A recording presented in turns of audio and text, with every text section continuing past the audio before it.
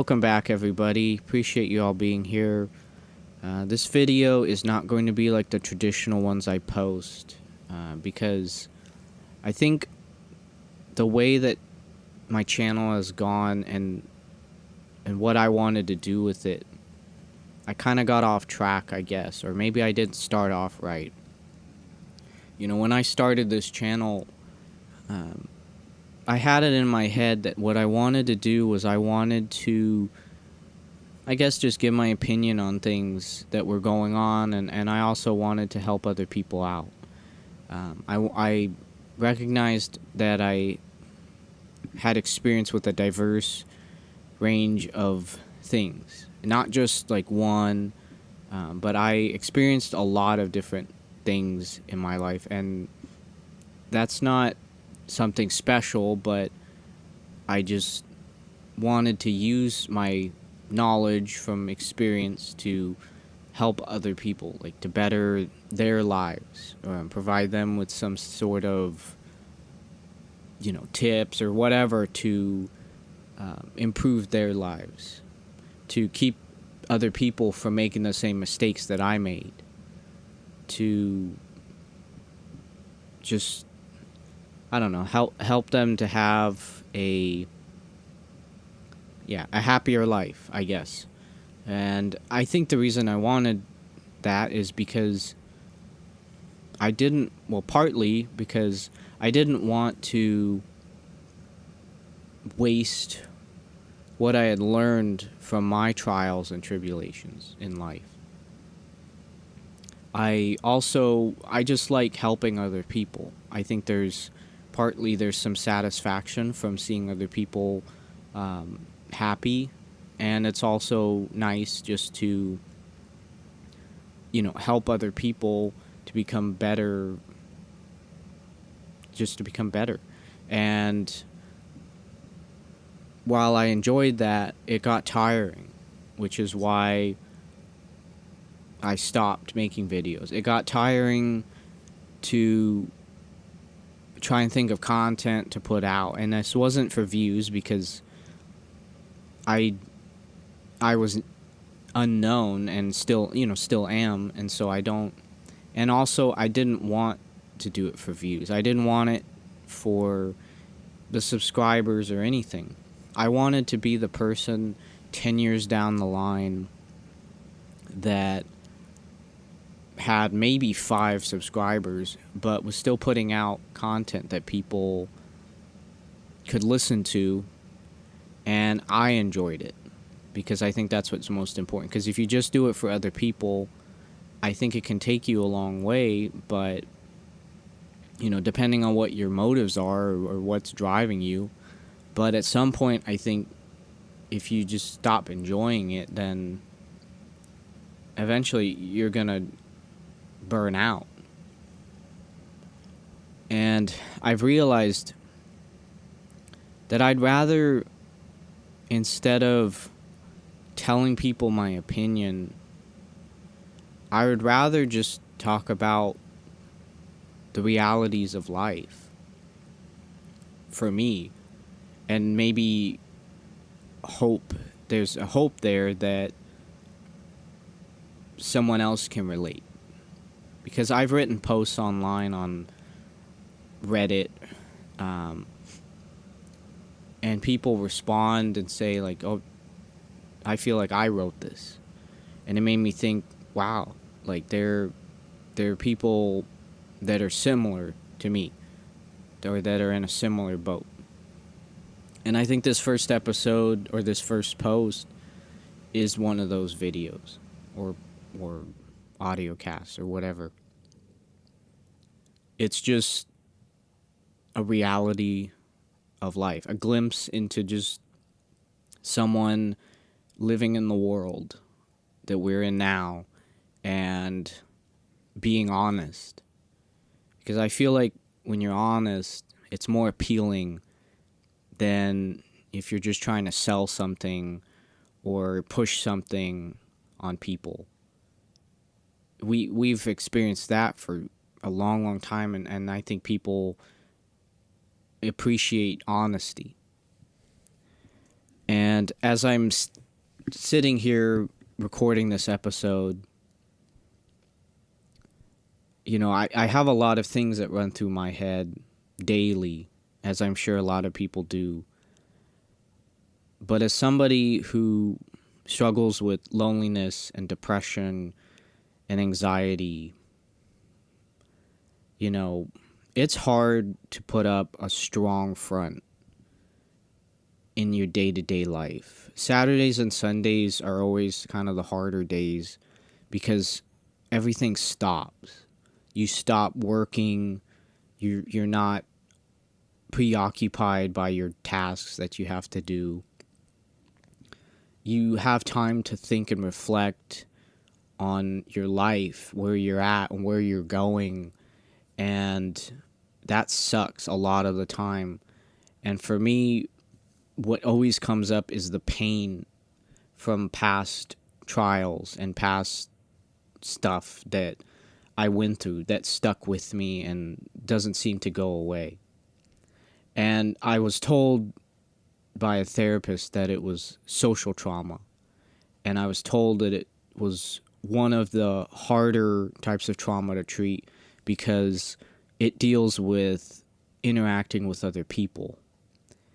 And you end up isolating yourself. You end up just kind of closing up, I guess, to other people. And that doesn't help with the loneliness. In fact, it just makes it worse. And I think for me, when I walk around, whether it's to work or wherever I'm going, I just kind of feel like a tiny little speck. And I keep getting reminded every now and then, every day, that when I'm gone, that there's not going to be anybody really besides family, which is like 4 people, that will remember you, or me, for that matter. And, the coworkers that you're around are friendly to you, some of them, or to me. And, you're kind to other people, and people will tell you that, oh, you need, be kind. Kindness doesn't get you anywhere. Yeah, people want to work around you and they can tolerate you, but being kind doesn't mean you're going to get friends. Being kind doesn't mean that you're going to have any other type of relationships with other people, whether that's girlfriend, boyfriend. It just means that people are more receptive to you as a person and to what you have to say. And I think, like yesterday, right, the anxiety was pretty strong because at one point, walking around at my job, I kind of felt out of breath, like I was unfit. And I walk around a lot, and I've never felt unfit. And that was kind of a little bit alarming because I was like, is this like a physical illness? Is something wrong with my breathing? Or is it just anxiety? Am I just anxious? And I don't really know it because it's not on the surface, and I'm not having like an anxiety attack. And, most days for me, actually all days, except for every other week on one particular day, I'm usually stressed pretty high. I'm usually experiencing sadness, anger, some joy, but most of the time I'm just stressed and lonely. And I've tried for years to find friends that wouldn't leave. And I remember the days when I would be driving up to work on our old house that we were fixing up. And I would feel so far away from everybody because it's so off in the woods that there was no one around. Because the friends that I had in that area, I no longer was in contact with. I didn't know what they were doing. For all I know, they're probably hanging out with other friends and not bothered one bit. Not lonely at all. And it kind of makes you feel isolated because you wonder if you're the only one there in the world that feels like that. And people will tell you online or they'll tell you in videos or whatever that you're not alone. It's like, well, that doesn't help at all because you're sitting on the other side of a screen telling who knows how many people what you think they should feel or think about their situation. Oh, I'm not alone. Well, great, but you're never going to interact with me. We're never going to share our experiences. It's almost like this is as close as you'll get to me. You keep me at a distance and you try and help me out by telling me that I'm not alone, that you on the other side feel similar or something. It's like I can't even tell if this is a real video, to be honest with you. It could be AI generated, or you could just be capitalizing on the fact that loneliness is like an epidemic in this country. And like today, with loneliness, if I'm honest, I can't watch certain videos. Like, I like to watch fail videos a lot. That's just something that I've always enjoyed. I think it's funny when you laugh because somebody does something kind of, funny and you get a kick out of it. But when I see videos and there's a bunch of people together, that triggers something inside of me and it makes me sad. And it makes me sad because I guess you're seeing people together, and that's has to do with connection. And that's something I don't have. I don't have the friends. And I think it's really hard, when you look up things like how to do this or how do I do this, and a lot of things say a lot of the requirements are, well, get a group of friends together and go make movie or go do this or whatever, and I think it's just a hit, and it's like, man, like I don't have friends, so I can't do that. Oh, well, just do it on your own. Well, I don't want to do it on my own. I want to do it with other people. We're relational. Like, that's at our core. We rely on one another. And I always seem to find myself kind of by myself. And I can't tell if that's my fault completely, if it's partly my fault, and then it's also just the way the world is now, like social media and whatnot, or what. I just can't tell anymore. And like on the weekends, I don't want to do anything. Even though I have a lot of dreams and ambitions or, whatever things I want to go after, it's just like you hear like, oh, it takes about 5 years to get good at that. And it's like, 5 years? Man, I don't even have the energy to do a day of it, to try and learn it. And, I think for me, when I got out of grad school, when I didn't pass grad school, it was a huge hit because I had never failed academically like that before. In 7th grade, I almost failed because I just was bad. I didn't have good study habits.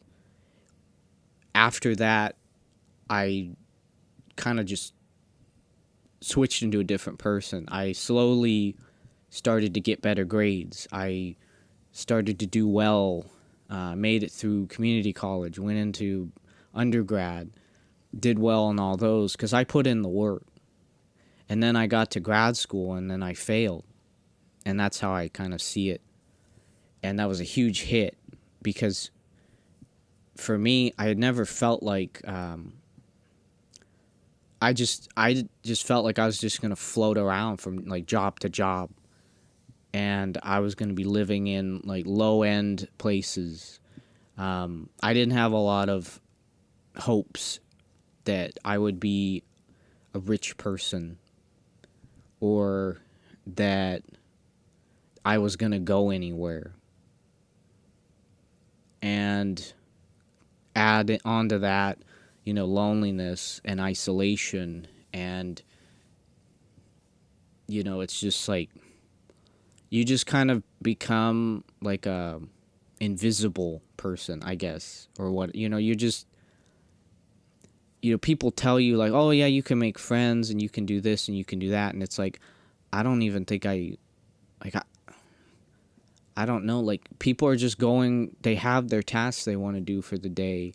And, when you're out in public and you're just looking around and you're seeing people sitting together at a coffee shop or whatever that are people that are your age.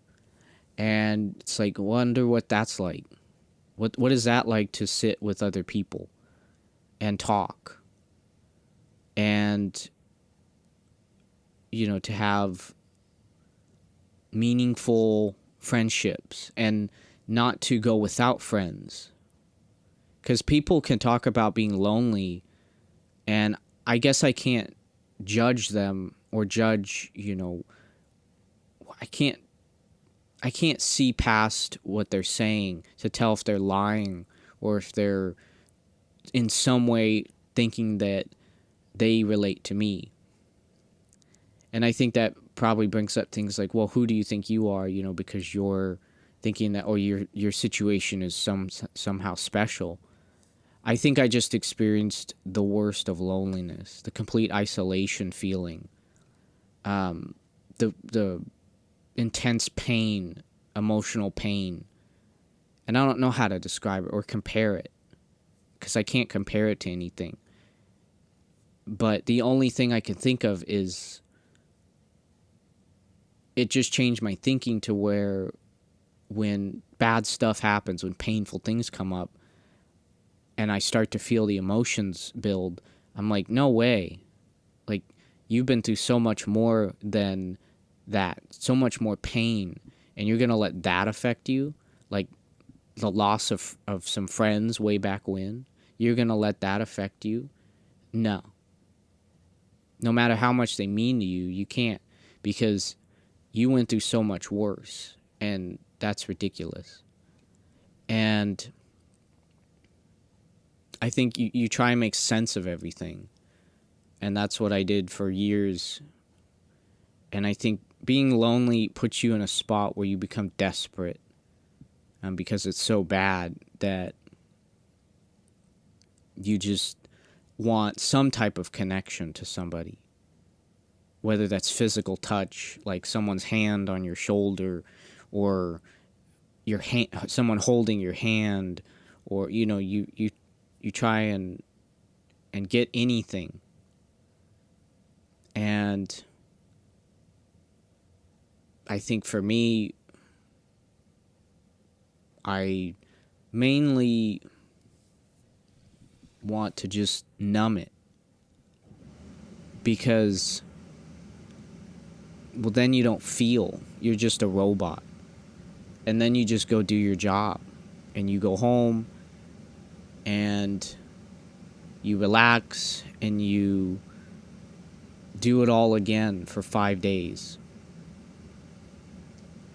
And I know it doesn't work forever. At some point you're going to get either tired of it or something, and then you got to find some other way. And I think that's why people drink or use drugs sometimes. Why they do it. Because they escape their reality. And for me, I just daydream. I mean, I daydream while driving. I daydream while I'm at work. I daydream while I'm at home. I daydream all throughout the day because I don't want to be in the real world as much. Because I don't like it. Like, it's just not. I'm trying to change it. I'm trying to change my world to something better.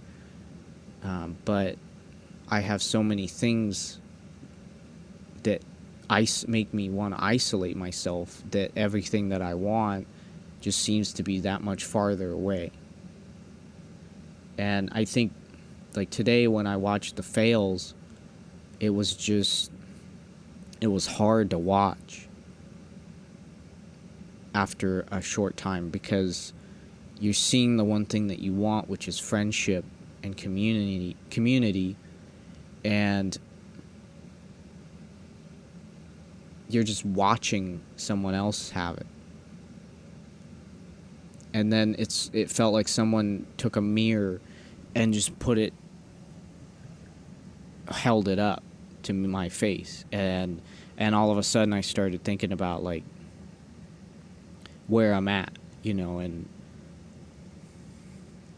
and just wanting to quickly get things rolling. I wanting to leave this area that I'm at, wanting to just get to a new place and start over, but not really knowing really if anything will get better as far as, with the relationships or anything like that.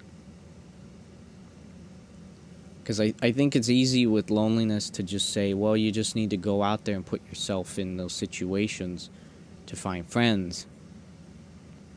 And I think it becomes really complicated when you try and do that, but you have stuff that still gets in the way.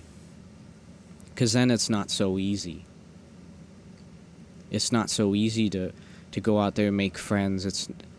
It's not easy to do that when, you have worries about, like, well, this isn't even really worth it, because they're just going to leave at some point.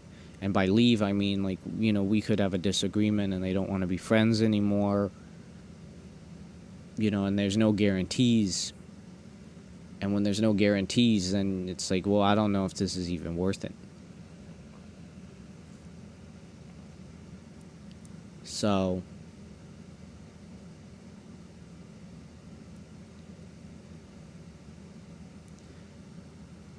I think, when I try and speak out on this stuff, try and get it out, all that pain kind of calms down, I guess. And then all of a sudden, when I'm talking about this stuff, my mind is thinking, well, like, it's not that bad. Like, why are we talking about it? And I think it's also hard to sometimes speak on it, because people can pipe in and they could say, well, you don't have it that bad.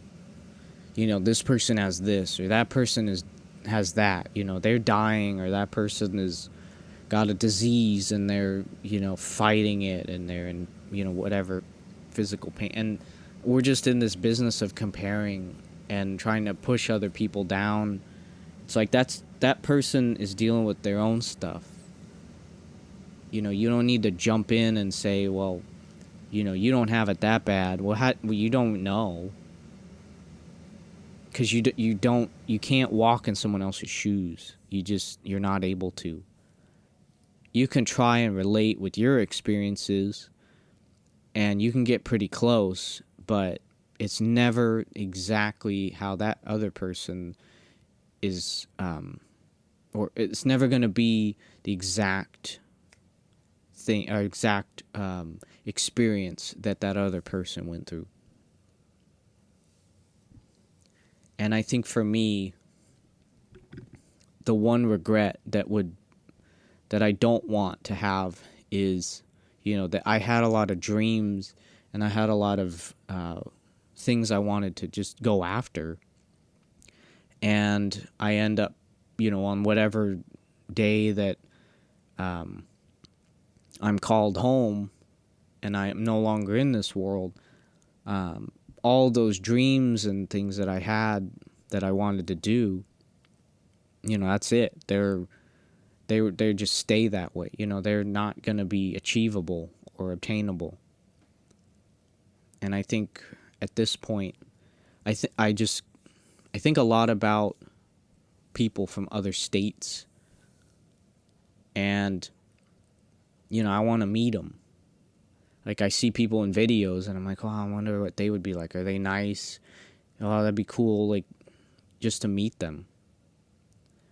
And that you're not going to be able to do that because obviously you can't meet everybody. It's just physically not possible with so many people in the world. You can try, but I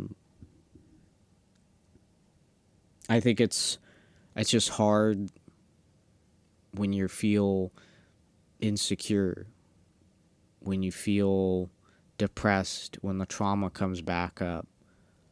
And,